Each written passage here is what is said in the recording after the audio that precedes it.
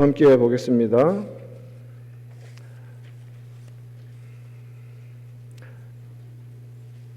요한복음 2장입니다. 13절에서 22절 말씀.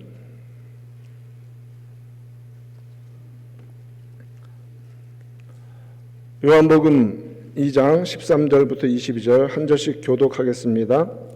13절을 제가 먼저 읽겠습니다.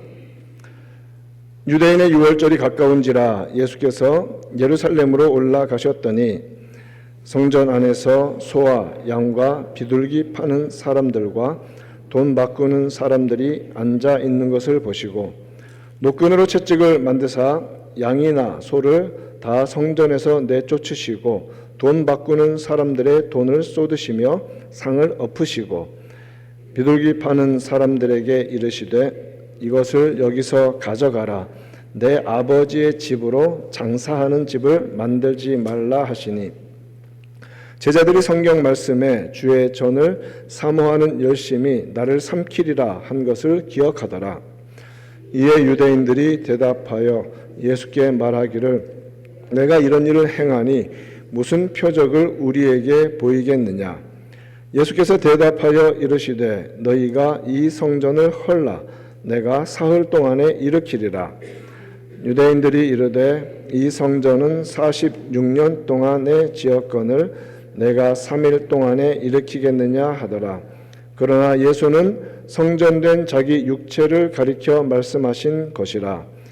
죽은 자 가운데서 살아나신 후에야 제자들이 이 말씀하신 것을 기억하고 성경과 예수께서 하신 말씀을 믿었더라. 아멘.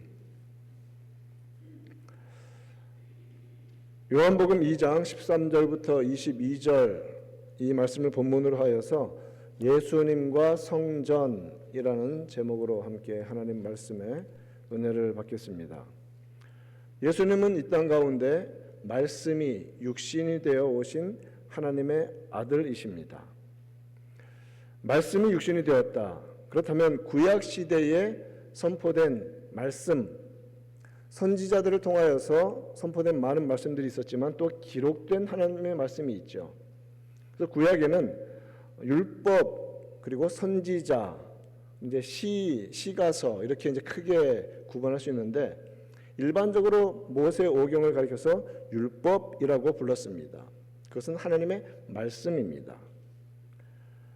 마태복음 5장 17절 말씀에서 예수님은 율법이나 선지자를 폐하러 온 줄로 생각하지 말라. 율법이나 선지자라고 하면 구약 성경에 대한 묘사라고 이해하시면 쉽습니다.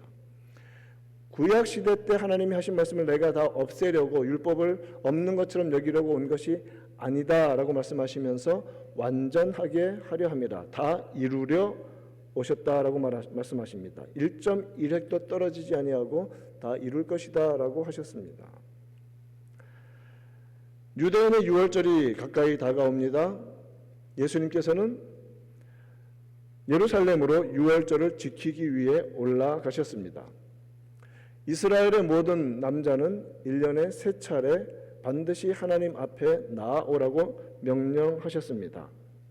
유월절, 칠칠절, 그리고 장막절, 초막절이라고 부르기도 하죠.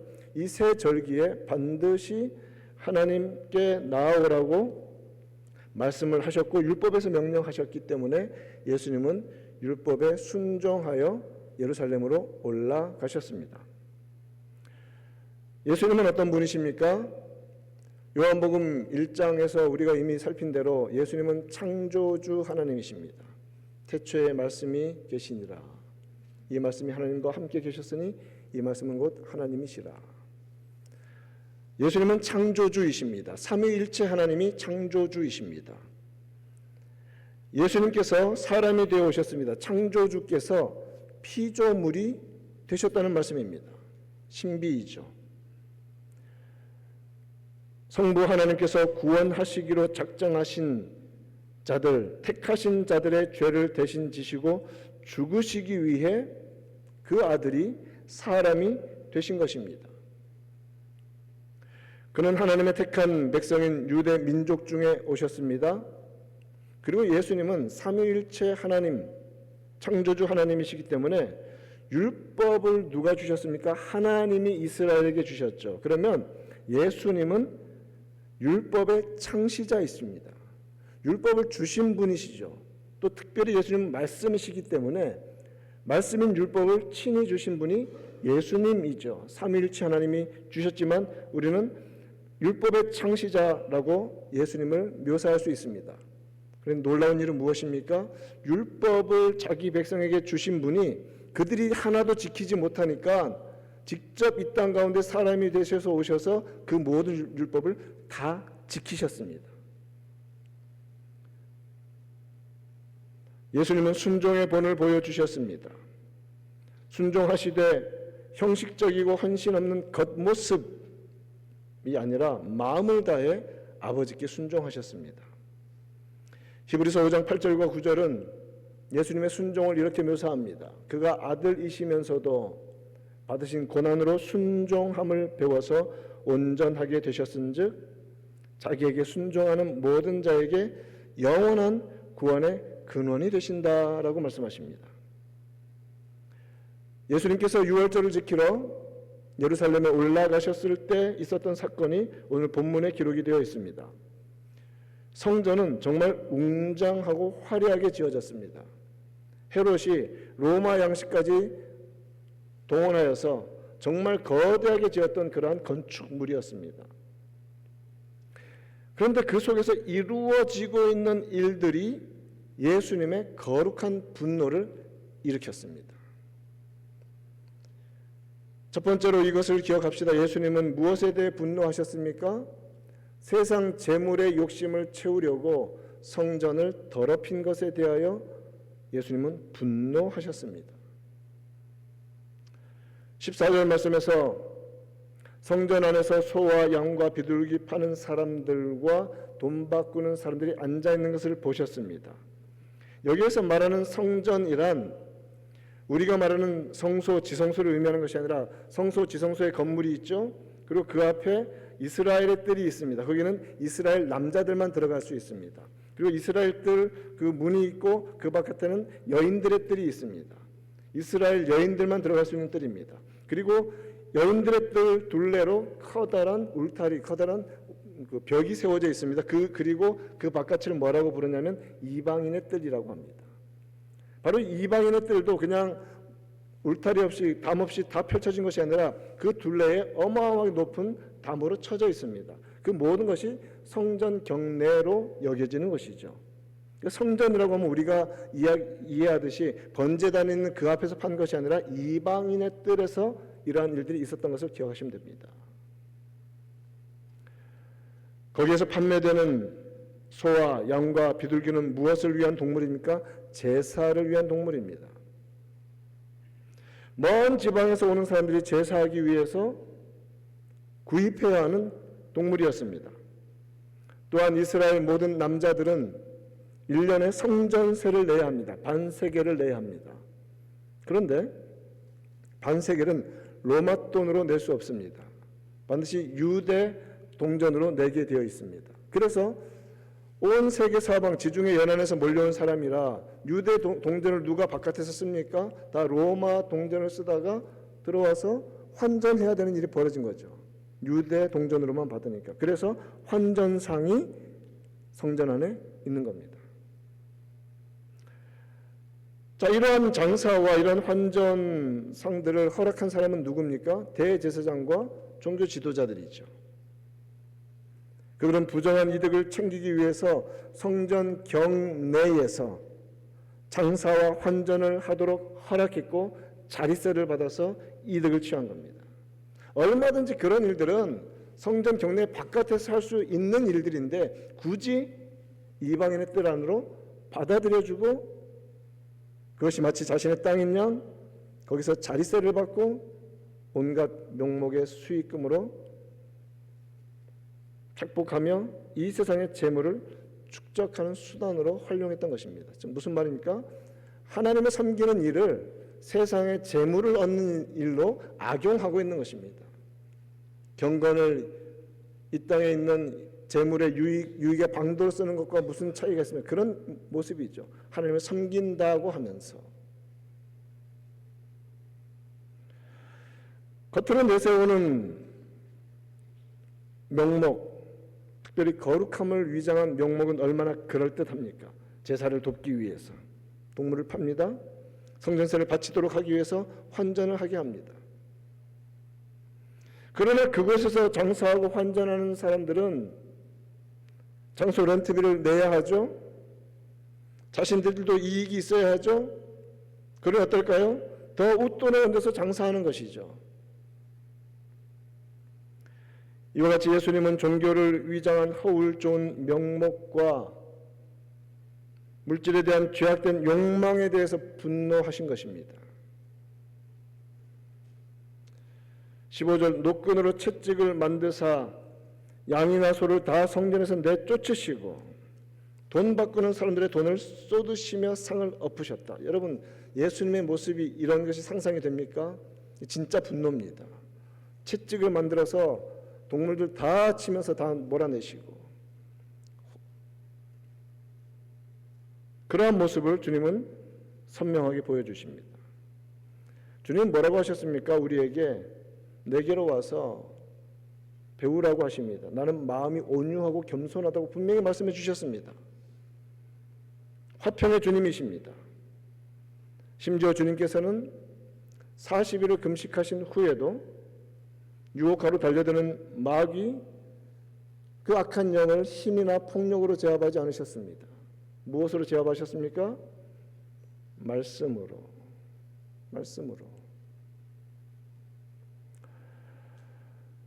그러나 주님은 지금 채찍을 만드셔서 채찍을 들고 동물들을 몰아내고 계시고 환전상들의 동전이 가득한 상을 엎어버리고 계신다는 겁니다. 왜요?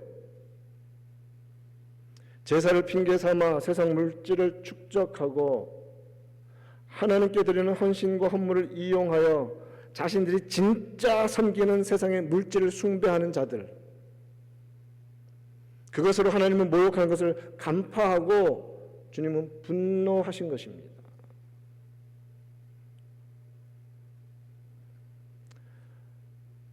예수님은 성전이 어떤 곳인지 분명히 가르쳐 주셨습니다. 16절 말씀에서 내 아버지의 집으로 장사하는 집을 만들지 말라.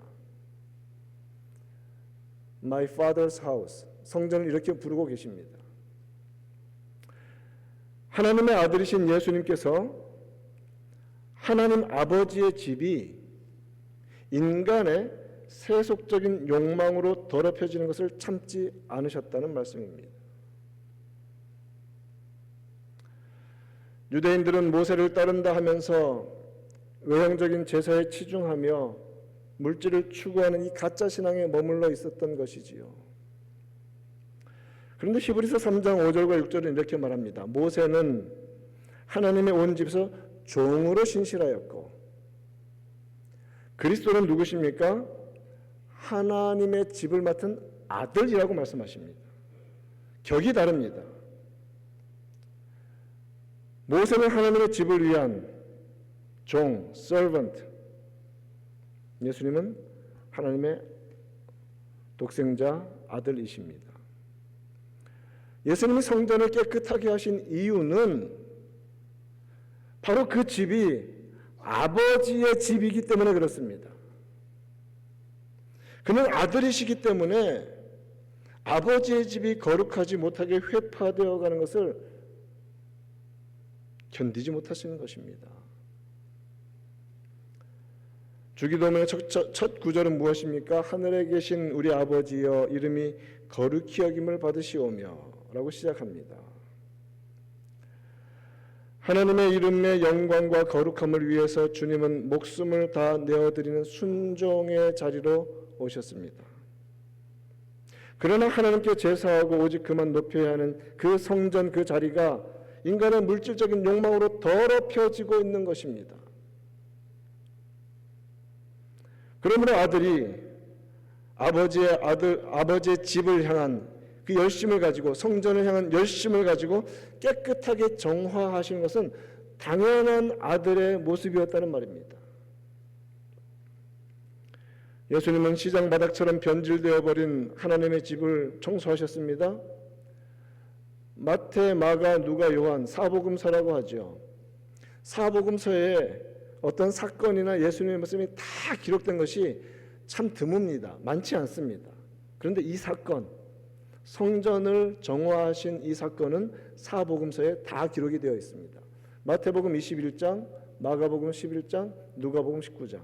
다 비슷한 내용인데 마가복음 11장 17절은 내 집은 만민이 기도하는 집이라 너희는 강도의 소굴을 만들었도다 이렇게 말합니다. 아버지의 집은 곧 하나님의 아들이시며 성자 하나님이신 예수님의 집이죠. 아버지와 아들의 집인 성전은 주를 섬기는 곳이고 예배하는 곳이고 만민이 기도하는 곳이고 죄인이 나와서 제사하며 죄사함을 받는 자리였습니다. 그런데 주님은 제사를 핑계로 성전을 장사하는 곳으로 만든 사람들을 강도라고 부르셨습니다. 우리가 이 시대에 예배하는 공동체로서 교회로 모여 있습니다. 그러므로 성도들이 모이는 예배당의 이 영적인 기능이 바로 유지되고 있는지 항상 깨어 살펴야 합니다. 교회는 주님의 말씀대로 성도들이 기도하는 곳이며 하나님께 합당한 영광을 올려드리는 장소가 되어야 합니다. 제자들은 예수님이 하나님 아버지의 집을 정결케 하시는 이 열심을 보면서 말씀을 떠올렸습니다. 17절 제자들이 성경 말씀에 주의 전을 사모하는 열심이 나를 삼키리라 한 것을 기억하더라 라고 하였죠. 이 구절은 시편 69편 9절 말씀을 그대로 인용한 구절입니다. 주의 집을 위하는 열성이 나를 삼키고 나를 불태워버렸다. 그 열정이 주를 비방하는 비방이 내게 미쳤나이다. 예수님은 아버지께 영광을 돌리고 아버지의 이름이 더럽혀지지 않도록 모든 열심을 쏟으셨습니다.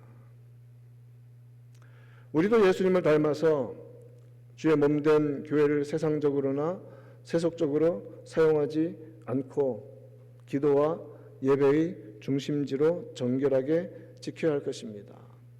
그럼으로써 교회를 통해서 복음이 전파되는 이 확산되는 역사가 있도록 힘써야 할 줄 믿습니다. 세 번째 교훈을 이것으로 삼습니다. 예수 그리스도는 누구십니까? 완전하고 영원한 성전이십니다. 종교 지도자들은 예수님이 성전을 깨끗하게 하신 일 자체를 비난하지 못합니다. 맞는 말씀이기 때문이죠. 그래서 유대인들은 표적을 보이라고 요구합니다.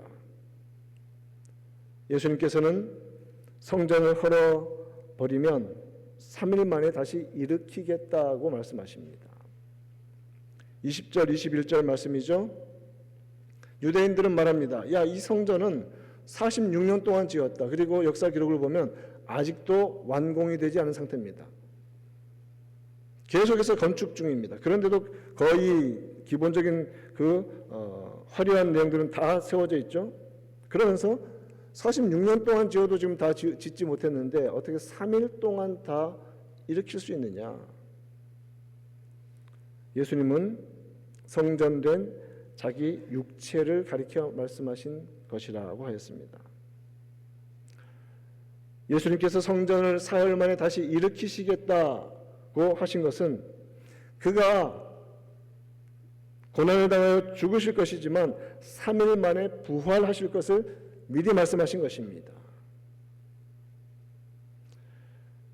그래서 제자들은 주님이 부활하신 후에야 이 말씀하신 것을 기억하고 믿었다라고 성경은 말하고 있습니다. 22절에 기억하고 성경과 예수께서 하신 말씀을 믿었더라. 요한복음의 목적은 예수님을 믿게 하는 것이다 라고 분명히 처음부터 시작을 했었죠. 이 표적을 통해 부활 이후에 완전히 믿게 된 것입니다. 예수님이 성전이십니다. 성전의 영적 기능과 예수님의 구원과 중보 사역이 일맥상통합니다. 성막과 성전의 가장 중요한 영적 기능은 무엇이었습니까? 완전하신 하나님과 죄인된 인간의 만남의 장소가 아닙니까? 그래서 죄인된 인간은 자신을 대신해 죽을 제물을 가지고 오고 하나님 앞에 나아갑니다. 죄인된 인간이 거룩하신 하나님께 나아가는 곳입니다. 그 죄의 문제를 해결받기 위해서 하나님 앞에 제사하는 곳이었습니다. 또한 성전은 하나님의 임재를 상징적으로 나타내는 장소였습니다. 이 넓은 우주에, 이 작은 지구에 어찌 그 작은 공간이 하나님의 임재는 여기만 있다고 말할 수 있겠습니까? 임재를 상징하는 곳이죠. 지성소. 그런데 어떻습니까? 예수 그리스도는 하나님의 아버지의 영광의 본체시요, 영광의 광채시요, 그 본체의 형상이십니다. 그분이 이 땅에 오셨습니다. 그분 자체로 아버지를 보여주십니다. 그래서 나를 본 자는 곧 아버지를 보았다라고 말씀하십니다. 이제는 성전이신 주님께서 친히 우리 안에 함께 계십니다. 우리가 또한 주님 안에 있습니다. 성전은 죄인인 인간이 하나님께 제사하는 곳이었습니다. 죄의 문제를 해결받아야 하는 곳이었습니다. 그러므로 이제 우리가 믿음으로 예수 안에 들어가면, 믿음으로 성전이신 예수님 안에 들어가면 예수 그리스도께서는 하나님 아버지께서 택하신 그의 자녀들의 죄 문제를 단번에 해결하신 영원한 효력을 지닌 제사를 십자가에서 들으심으로, 이미 들으셨으므로 그 안에 들어온 모든 자의 죄를 다 사해 주십니다. 대속의 죽음을 그가 죽으신 것입니다. 이보다 완전한 제사가 어디 있습니까? 이보다 완전한 성전이 세상에 어디에 있습니까? 예수 그리스도는 영원한 성전이십니다. 이제 예수 안에 있는 자에게는 더 이상 제사가 필요가 없습니다. 왜요? 그가 영원한 효력을 지닌 제사를 십자가에서 단번에 들이셨기 때문에 그렇습니다. 무엇이 요구됩니까? 그를 믿는 것이 요구됩니다. 그를 영접하는 것만 요구되는 것입니다. 예수님께서 드리신 제사보다 더 뛰어나거나 효력을 발휘하는 제사는 있을 수가 없습니다. 어떤 인간의 공로도 그것을 결코 대체하지 못합니다. 요한계시록 21장 22절 말씀을 보면 성 안에서라고 말씀하십니다. 지금 요한계시록 지금 마지막 챕터 거의 가까운 그 끝자락에서 하시는 말씀, 저 성은 무슨 성입니까? 이 땅에 내려오는 새 예루살렘 성을 가리키는 표현이죠. 그 말은 곧 새 하늘과 새 땅이라는 말과도 직결되는 의미입니다. 자, 예루살렘 성 안에는 성전이 있는 것이 당연한데 놀랍게도 우리 주님 다시 오셔서 펼쳐질 그 새 하늘과 새 땅, 그 새 예루살렘 안에는 성전 자체가 없다는 겁니다. 왜요?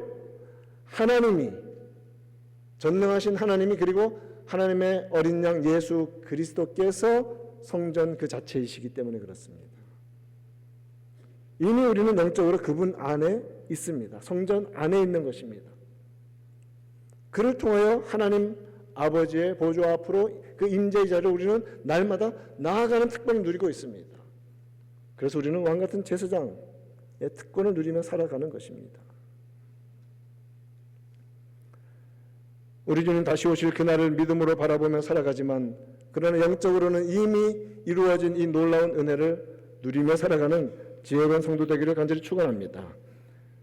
영원하고 완전한 성전이신 주님과 함께 영원토록 거하는 그 영광의 날을 바라보며 믿음으로 인내로 살아가는 주의 거룩한 백성 우리 모두 되기를 우리 구주 예수님의 이름으로 축원드립니다. 하나님 아버지 감사합니다. 예수님께서 이 땅 가운데 말씀이 육신이 되어 오셨고 말씀에서 명령하는 모든 조항들을 다 준수하셨습니다. 하나님 아버지의 집, 만민이 기도하는 집, 이 세상적인 세속적인 욕망으로 더럽혀지는 것을 참지 못하시고 거룩한 분노로 정화하신 이 모든 사건 속에서 우리 구주 예수 그리스도만이 영원하신 성전이시며 그리스도 안에 있는 모든 자는 완전한 구원하심을 얻어 대속의 은혜로 살아감을 다시 한번 감사하며 그 놀라운 은혜가 이 땅 가운데서 이미 시작되었음을 감사하면서 우리 주님 다시 오실 그날을 믿음으로 바라보며 인내의 삶을 살아가도록 인도하여 주시옵소서. 살아계신 우리 구주 예수님의 이름으로 기도합니다. 아멘. 자리에서